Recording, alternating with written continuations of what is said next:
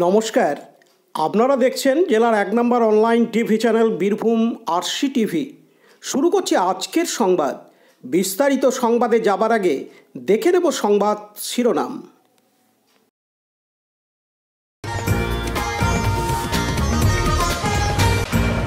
বিশেষ চাহিদা সম্পন্ন শিশুদের অধিকার বিষয়ক আলোচনা সিউড়িতে।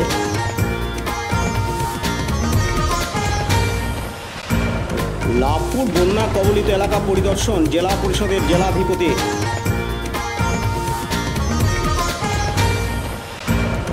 বিশেষভাবে সক্ষম ব্যক্তিদের পাশে বিজেপির বিধায়ক।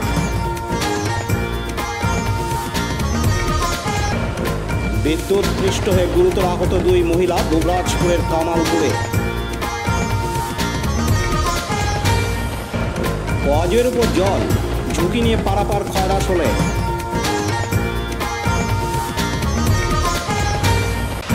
বৃষ্টির জলে ডুবে গেল সাঁকো ব্রিজ সিউড়িতে।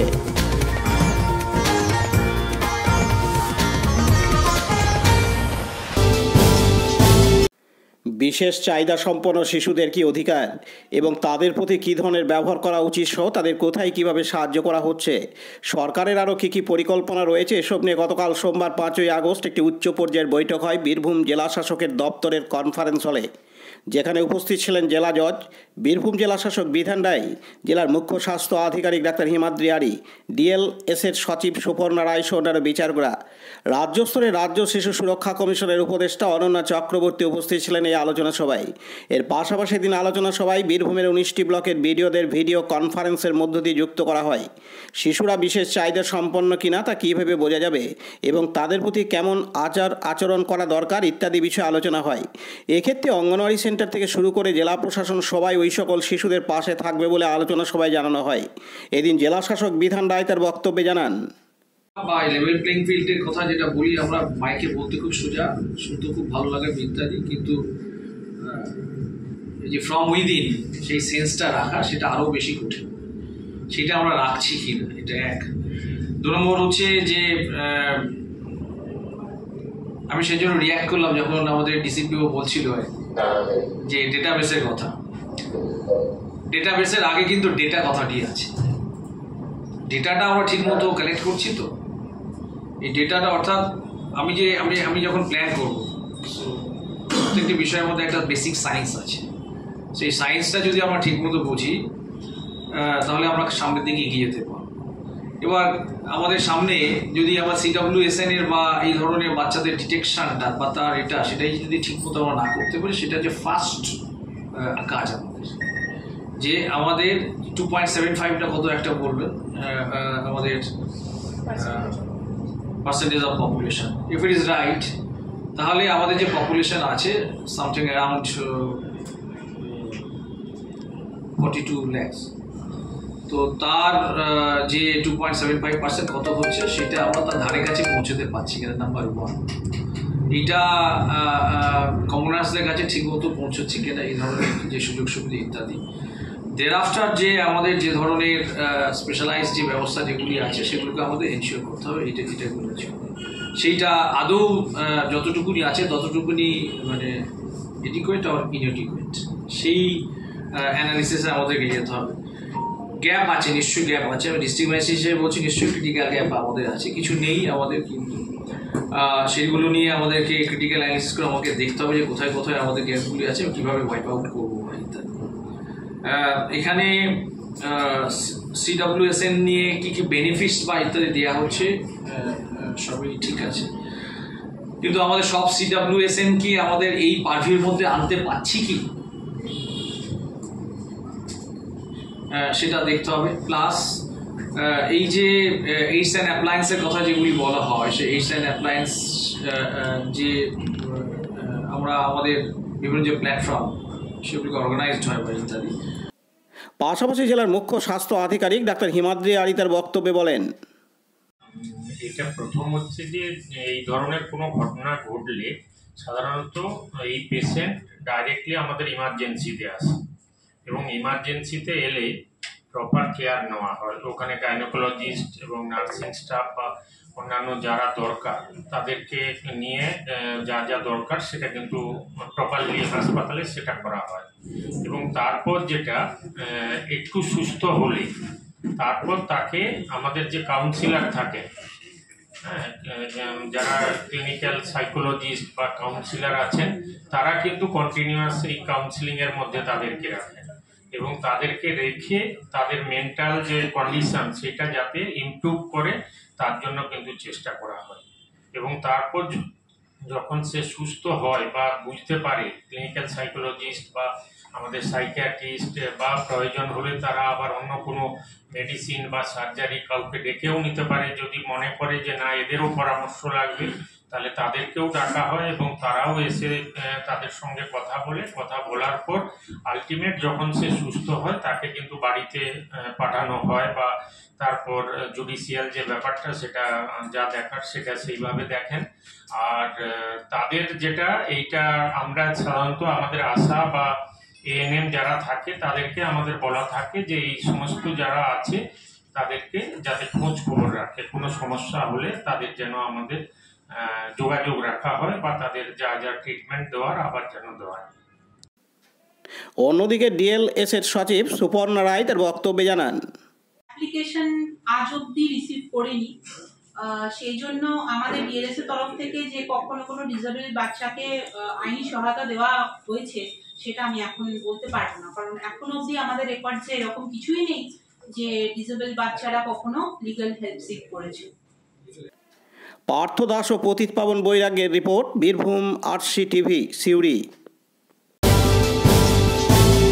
এখন বিজ্ঞাপন বিরতি, ফিরে আসছি বিরতির পর। সব থেকে ভালো চিকিৎসা সবচেয়ে কম খরচে, সবচেয়ে কম খরচে। সব থেকে ভালো চিকিৎসা সবচেয়ে কম খরচে, সবচেয়ে কম খরচে। বিশ্বমানের স্বাস্থ্য পরিষেবা মিলবে দিনে রাতে, বিশ্বমানের স্বাস্থ্য পরিষেবা মিলবে দিনে রাতে।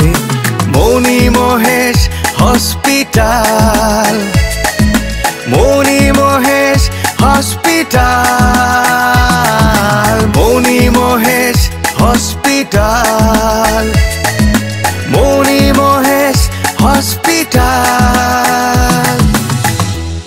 মণি Mahesh hospital, Dubrajpur, Birbhum.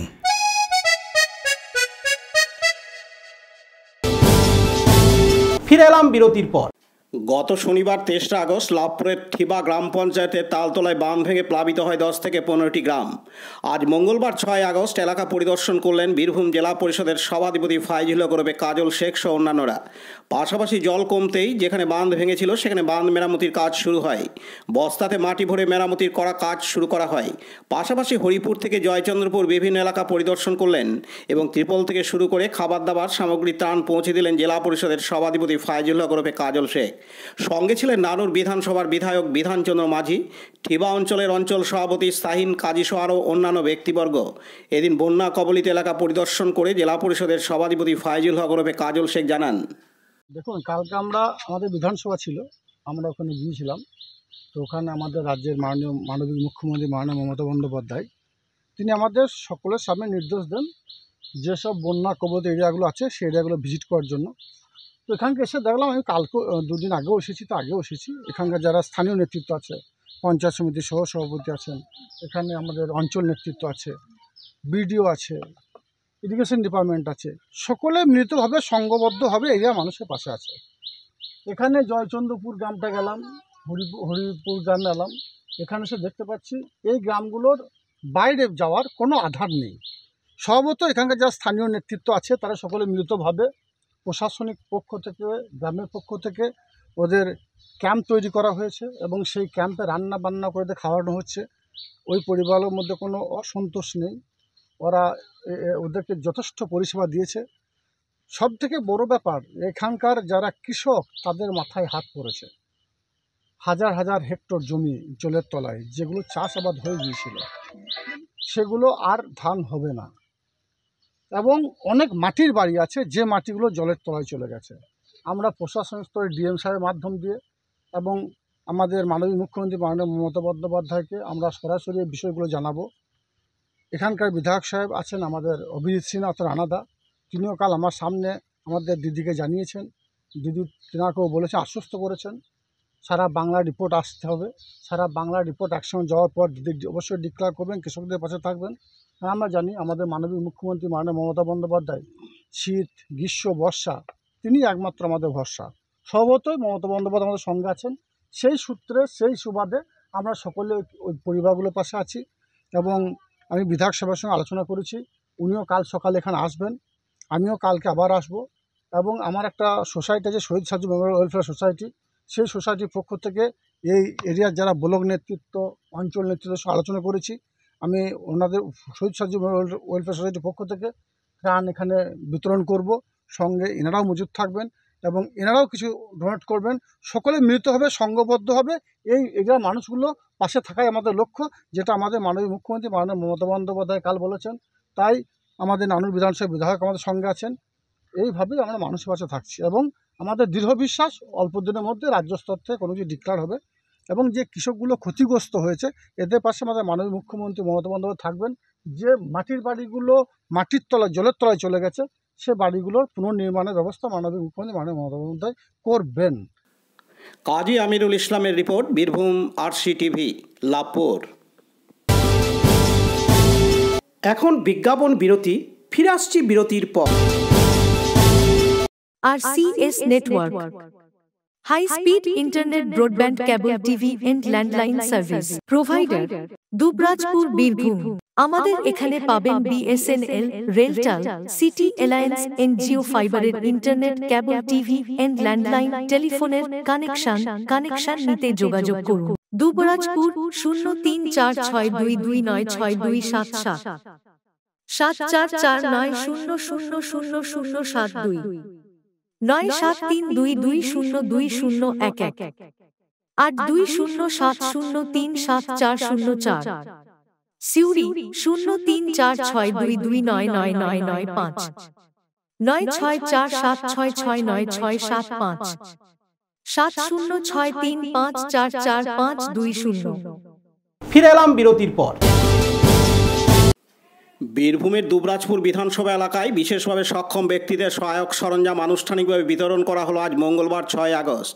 Assessment camp করে দুবরাজপুর বিধানসভা এলাকার বিশেষভাবে সক্ষম ব্যক্তিদের নাম নথিভুক্ত করা হয়েছিল চলতি বছরের জানুয়ারি মাসে। ক্যাম্পের ঠিক 6 মাস পর সেই সমস্ত ব্যক্তি ও তাদের অভিভাবকদের হাতে তুলে দেওয়া হলো সহায়ক সরঞ্জাম। এদিনের অনুষ্ঠানে মোট 210 জন বিশেষভাবে সক্ষম ব্যক্তিদের সরঞ্জাম প্রদান করা হয়। বিশেষভাবে সক্ষম ব্যক্তিদের হাতে সরঞ্জাম তুলে দিলেন দুবরাজপুর বিধানসভার বিধায়ক অনুপ কুমার সাহা। অনুষ্ঠানে উপস্থিত ছিলেন বিশিষ্ট চিকিৎসক ডাক্তার SP মিশ্র, নাগরিক সমিতির কোষাধ্যক্ষ কিশোর আগরওয়াল, বিজেপির দুবরাজপুর শহর সভাপতি করুণাময় মুখার্জি এবং আরও অনেকে। সহায়ক সরঞ্জাম পেয়ে খুশি মানসিক রায় তিনি বলেন, এরপর আর কারোর ভরসায় থাকতে হবে না, সব জায়গায় নিজেই যেতে পারবো। এদিন তিনি আরও জানান, ভালো লাগছে আজকে প্রতিবন্ধী পেয়ে, খুব আনন্দ। বড়দেরকে জানাই প্রণাম, ছোটদেরকে জানাই অনেক ভালোবাসা। আমাকে যারা আশীর্বাদ করে আমি যেন এগিয়ে যেতে পারি, আর আমার মাথার সবসময় ওদের হাত থাকে যেন। প্রতিবন্ধী দিয়ে আগে করে গিয়েছিলাম 3 মাস আগে মাদি সরকারে, এইবারে তোমার ক্যান হয়ে দিল।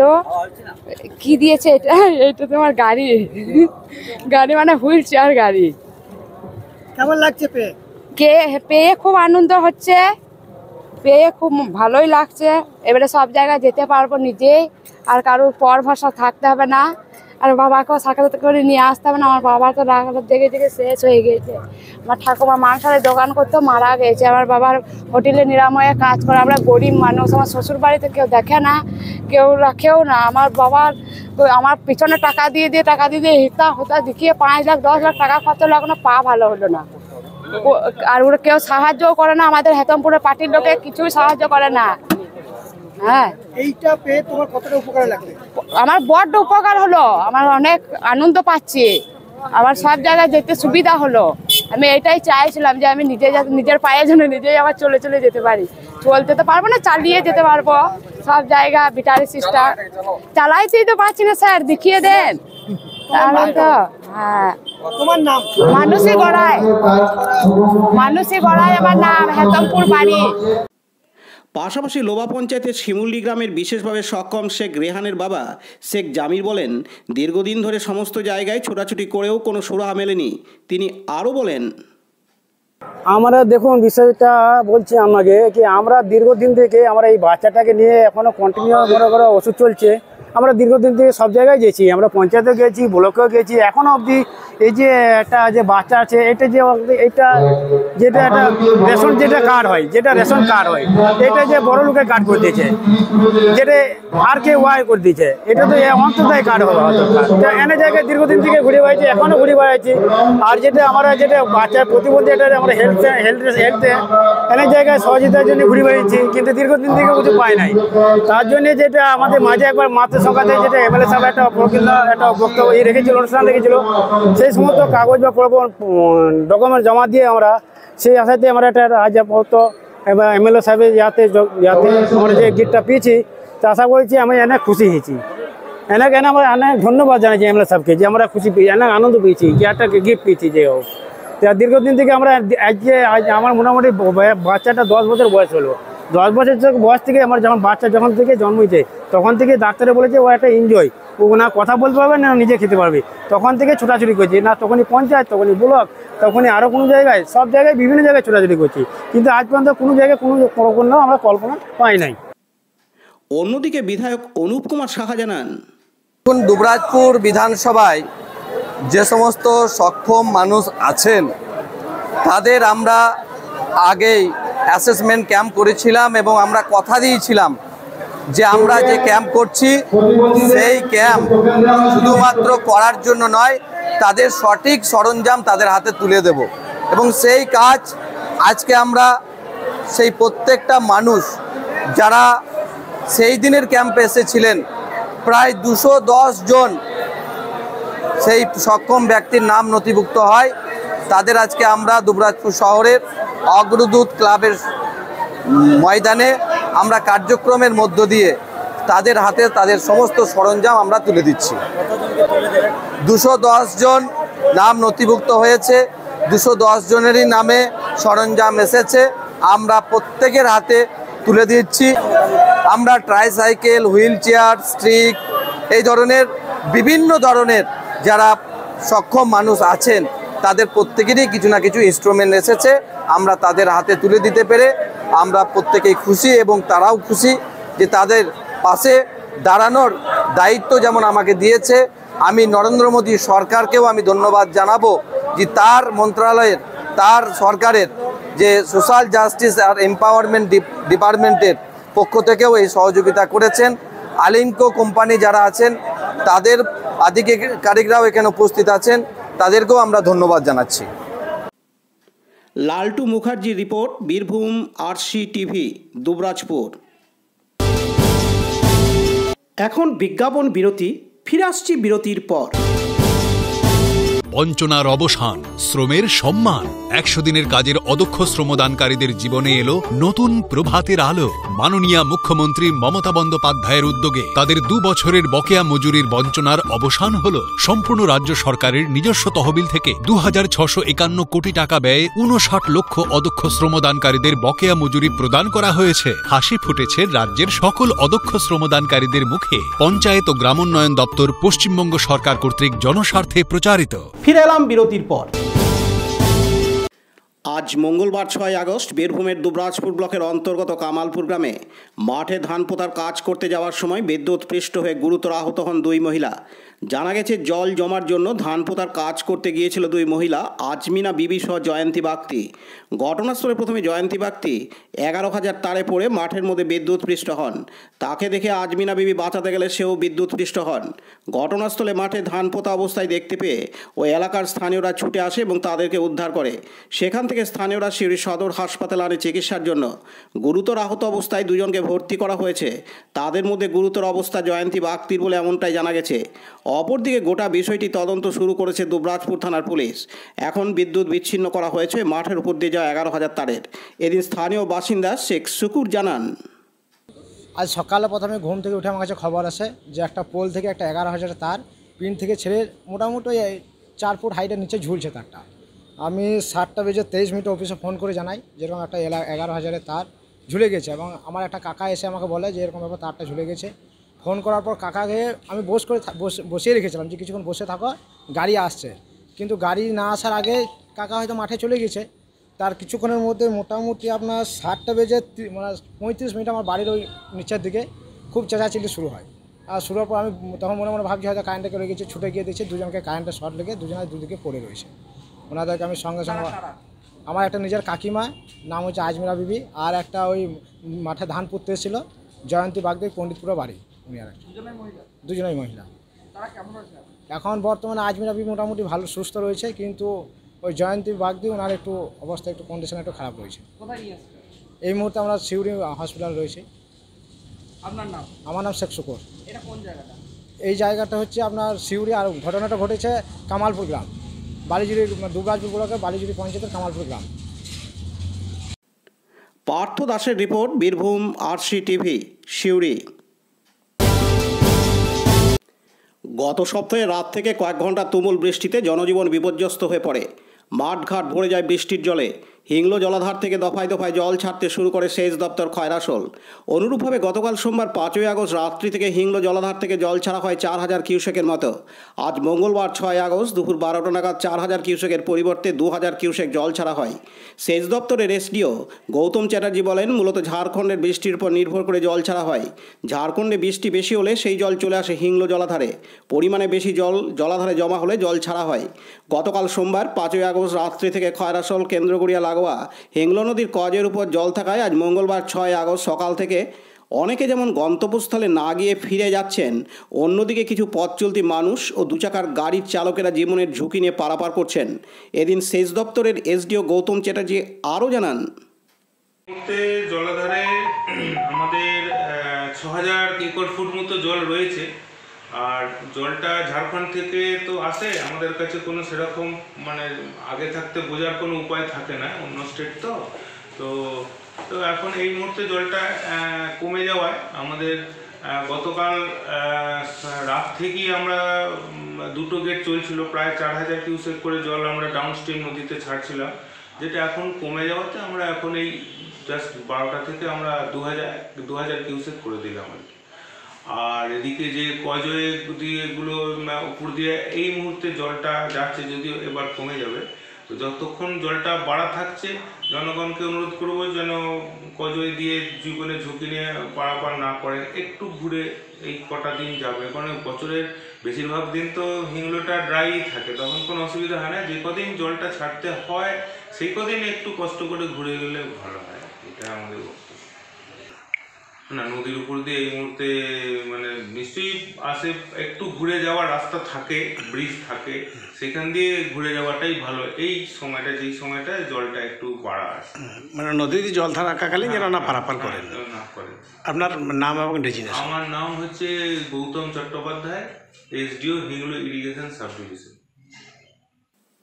পাশাপাশি দিন মোটরসাইকেল আরোহী ও এক গ্রামবাসী বলেন, আর সন্ধ্যের দিকে জল ছেড়েছে, এখন অবধি জল ব্রিজের উপর দিয়ে চলছে, মানুষের টাকা চালিয়ে পারাপার করছে, কেউ কেউ আবার ফিরে যাচ্ছে, জীবনের রিস্ক নিয়ে মানুষ পারাপার করছে। কী নাম আপনার? আমার নাম সত্যম ঘোড়া, বাড়ি কেন্দ্রগড়িয়া। দেখুন কী অবস্থা, আগের দিন তো হজরতপুরে ঘুরে গেলাম, কিন্তু প্রতিদিন তো এইভাবে যাওয়া যায় না, এইভাবেই যেতে হবে। জলে আমাদের একটু সত্যিই কষ্ট হচ্ছে, এরকম প্রাকৃতিক বিপর্যয় যদি হয় তো প্রশাসনকে এইটুকু বলবো, এখানে যে ব্রিজের ওপর যে জলগুলো লেগে থাকে গাছপালাগুলো, সেগুলো সরিয়ে দিলে খুব ভালো হয়। আমাদের তো প্রতিদিন বিদ্যালয়ে যেতে হয়। হ্যাঁ, কিছু কিছু মানে ঝুঁকি নিয়েও পারাপার করছে, কি বলবো? হ্যাঁ, এইটা ঠিক নয়, সাবধানতা অবলম্বন করতে হবে। কী নাম আপনার? আমার নাম শান্তনু মণ্ডল। বাড়ি? বাড়ি রাজনগরের টিচার। বিপিন পালের রিপোর্ট, বীরভূম RCTV, খয়রাসোল। বীরভূমের সিউড়ি থানার অন্তর্গত আড্ডা থেকে কোমা জানুরি যাওয়ার মেন রাস্তায় গতকাল সোমবার 5ই আগস্ট রাত্রে লাগাতার বৃষ্টির জেরে ডুবে গেল সাঁকো ব্রিজ সহ সমস্ত রাস্তা। যতক্ষণ না জল নামবে বা কমবে ততক্ষণ পর্যন্ত সব কিছুই বন্ধ থাকবে। এই মুহূর্তে বিপদে পড়েছে গ্রামের মানুষ। ঘুরপথে যেতে হচ্ছে প্রায় 6 থেকে 7টি গ্রামের মানুষদের। গতকাল সোমবার 5ই আগস্ট রাতে ফের ভারী বৃষ্টি হওয়ার জন্যই প্রায় 1 কোমর জল হয়ে গেছে লবাগানের সাঁকো ব্রিজ। এদিন স্থানীয় বাসিন্দা গৌরব বাগতি জানান, যাচ্ছিলাম এদিকে সিউড়ি যাচ্ছিলাম বাজার, তো আমার একটু কাজ ছিল, তার মধ্যে দেখি রাস্তাতে প্রচুর জল। প্রতিদিন রাতে যাওয়া আসা করি এইদিকে জল কি অবস্থা, মানে গ্রাম সাইড হয়ে ঘুরে যেতে হবে ওই দইটা হয়ে। জল রয়েছে মানে গাড়ি ডুবে যাবে, মানে 2-3টে গাড়ি পার হওয়ার পরে গাড়িটার অবস্থা খারাপ হয়ে গেছে, মানে খারাপ হয়ে গেল। তাহলে কি এখন এই মেন রোডে মেকানিকের কাছে নিয়ে গেল, এখন কি যোগাযোগ বিচ্ছিন্ন? এখন এইদিকে যোগাযোগ বিচ্ছিন্ন, এখনও গ্রাম সাইড হয়ে যেতে হবে। কতটা সময় লাগবে? সময় মানে 10 মিনিট যেখানে লাগছিল 20 মিনিট লাগবে। মানে এটা কি কারণে জলটা বৃষ্টির জন্য, হালকা বৃষ্টির জন্য। বৃষ্টি হলে এটা ডুবে যায়, মানে সব জাম হয়ে গেছে এগুলা।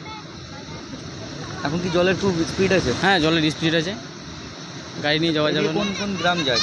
এদিকে আছে ঢইটা আছে, জানুরি আছে, কুমা আছে, অনেকগুলো গ্রাম আছে, তো গাংটি আছে।